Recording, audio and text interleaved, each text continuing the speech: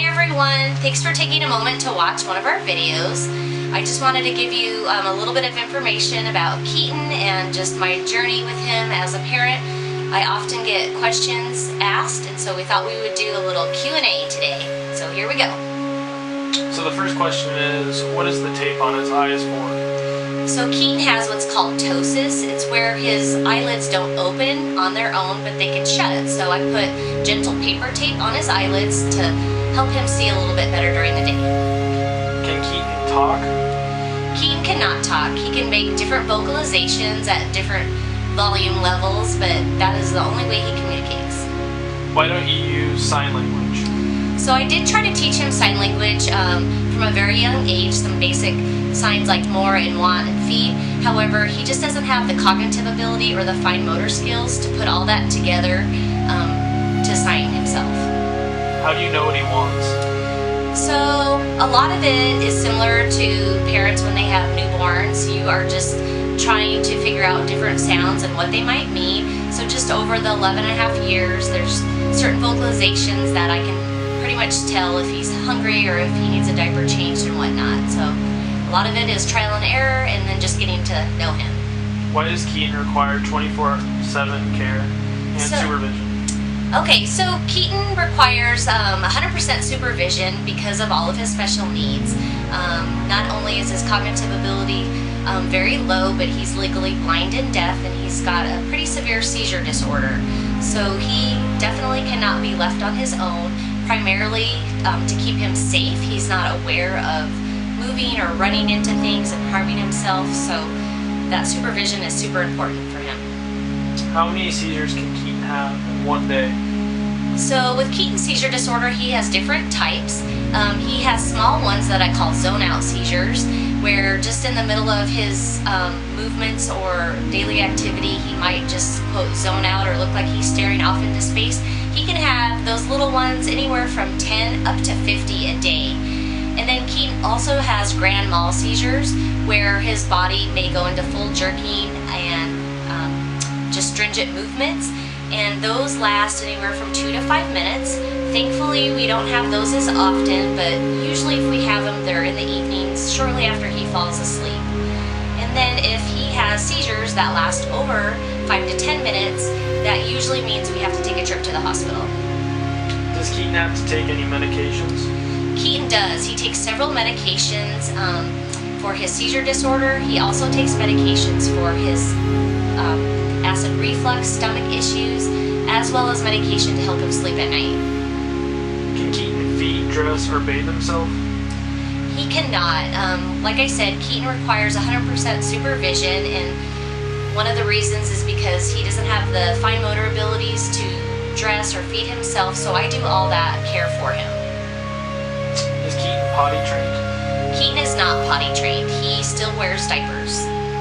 How many diapers have you changed? Well, on average, he probably wears 7 diapers a day. That's 49 a week, 196 diapers a month. That brings 2,352 for a year, and he's 11 and a half years old, so that means that Keaton has worn and I've changed well over 27,000 diapers, and we're still counting. Why do you homeschool? So I chose to homeschool Keaton a couple years ago for a variety of reasons. 2 of the most important reasons are, 1, he gets sick really easily, and he was just picking up germs and getting sick often in the public school setting. So being at home, that just helps with his immune system and keeps him a little bit healthier. Also, I was a special ed teacher for 8 years, and I feel confident and qualified to be able to work with him on all his therapies and needs in our home setting. So I feel like for our family, it works best for us. Do you receive any help with the care of Keaton? Actually, I do receive some help.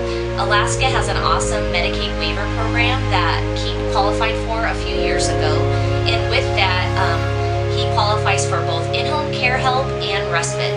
Thankfully, I've had some awesome people that have worked on both part-time and full-time hours to come into my home and work with Keaton, and it allows me to have a break that I need. How come Medicaid can't pay for your car? So Medicaid can help give money towards a lift or being installed into a vehicle to make it wheelchair accessible. However, you're still required or responsible to purchase the vehicle itself. Another one of the requirements of Medicaid is that you need to purchase an oversized van.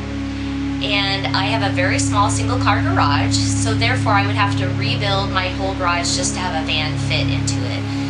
Just looking at the cost of that and the time it would take, it actually is cheaper if I just purchase the vehicle that's already converted and has a ramp in it on my own.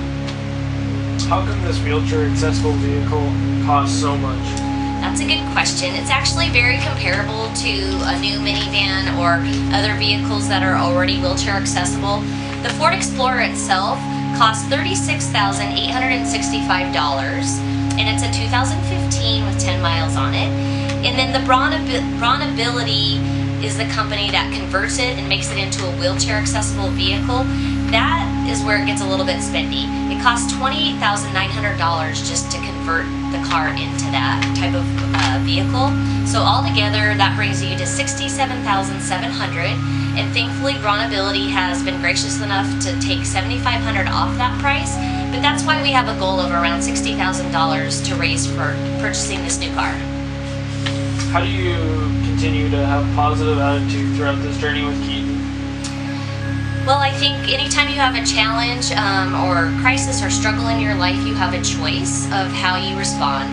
You can either be bitter and upset about your situation, or you can just choose to accept the situation and have a positive attitude. I think one of the main reasons why I'm the way I am is because I have God in my life.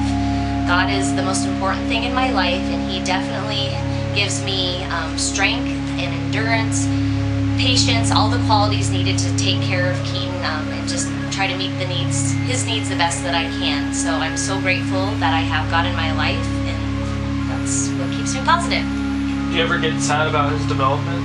I do. There's definitely times as a parent where I'll see other families and kids just doing activities, and sometimes you wonder, what if my kid was, quote, normal? What would I be doing now? But you know what? Those are very few moments, and I'm just grateful that I have the child that I do have, and he brings me a lot of joy. What has Keaton taught you? Keaton has taught me a lot. Probably the most important thing is to just not take things for granted, to just appreciate every moment and day that I have with my child. He definitely wasn't expected to live this long, and so every day I have with him is a miracle. And God has used him to also teach me that I'm not in control of things, and I just have to be adaptable and flexible to take care of him, and I'm grateful for that. So thank you so much for just taking time to watch this video. I hope this answers some of the questions you had, and remember, if you haven't already, please donate.